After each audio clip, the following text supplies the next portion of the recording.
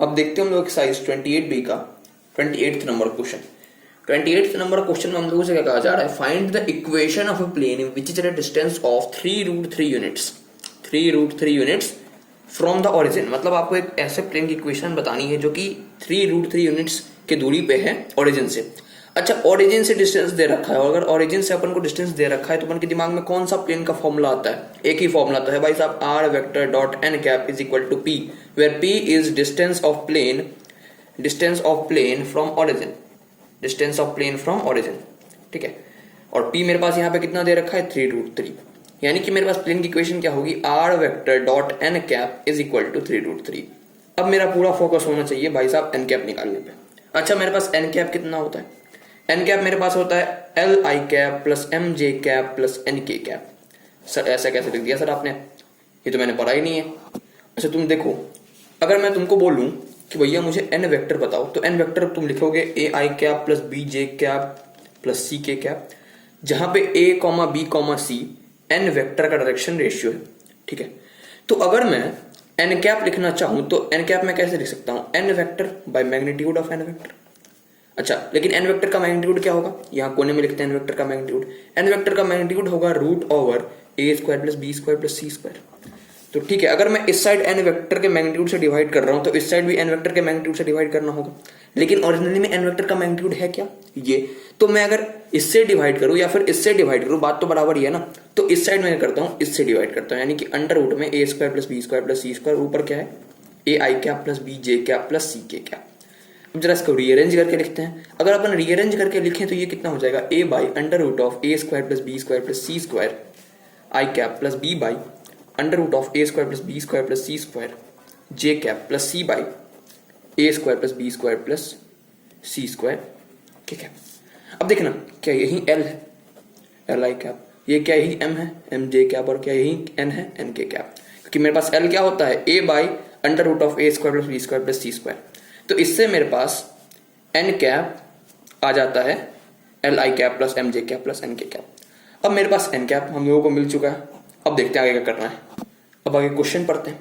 आगे क्वेश्चन में हम लोगों से क्या कहा जा रहा है, and normal to which is equally inclined to the coordinate axis. मतलब समझना कि इस प्लेन का जो नॉर्मल है वो कोऑर्डिनेट एक्सिस से इक्वली इंक्लाइंड है। मतलब मान लो ये मेरे पास कोऑर्डिनेट एक्सिस है, मेरे पास नॉर्मल है, तो इसका जो ये जो एक्स एक्सिस के साथ एंगल बना रहा है अल्फा, वाई एक्सिस के साथ एंगल बना रहा है बीटा, और जेड एक्सिस के साथ एंगल बना रहा है गामा, तो अल्फा जो है वो बीटा के बराबर है, बीटा जो है वो गामा के बराबर है। अच्छा, अब समझना, क्या मैं एल को कॉस अल्फा लिख सकता हूँ, क्या मैं एम को कॉस बीटा लिख सकता हूँ, और क्या मैं एन को कॉस गामा लिख सकता हूँ? इतना लिख सकता हूँ कि नहीं, ये पता है कि नहीं, पहले ये बताओ। अरे तो पता होना ही चाहिए। और मेरे पास एक और रिलेशन है, कैसा relation, l square plus m square plus n square equal to 1। हाँ, अब इन तीनों का यूज करके हम लोग एल एम और एन निकालेंगे। वो कैसे, देखते हैं। अब मेरे पास ये प्लेन का क्वेश्चन हम लोगों को मिल गया था, और हमारे पास ये तीन कंडीशन थी। अगर alpha equal to beta equal to gamma है तो क्या एल कॉस अल्फा होगा, क्या m cos beta equal to cos alpha में लिख सकते हैं, क्योंकि बीटा की जगह अपन अगर अल्फा से रिप्लेस करें तो बात तो बराबर ही होगा, तो एम भी हो गया कॉस अल्फा, और ऐसे ही एन भी कितना हो जाएगा कॉस अल्फा, यानी कि l is equal to m is equal to N.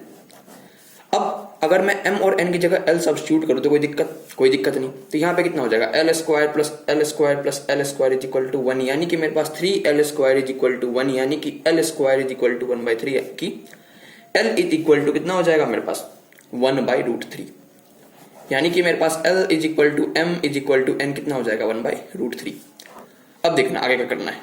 हम लोग जानते हैं कि हम लोगों ने एन कैप को क्या लिखा था, l i cap plus m j cap plus n k cap.